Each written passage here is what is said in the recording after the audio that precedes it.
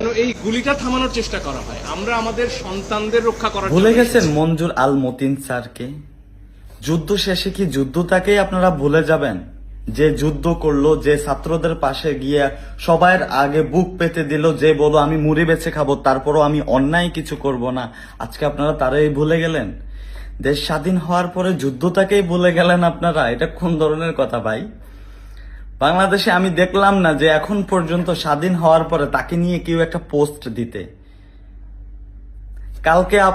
কালকে বাংলাদেশে শপথ করা হয়েছে, 400-500-1000 মানুষকে আপনারা ডাকছেন। কই এই মানুষটাকেও তো আপনারা ডাকতে পারতেন, এই মানুষটাও তো আপনাদের সাথে যুদ্ধ করছে। কেউ তো একটা লাইন লিখতে পারতেন তাকে নিয়ে। আপনারা এমন কেন? আপনারা কেন যুদ্ধটাকে ভুলে যান?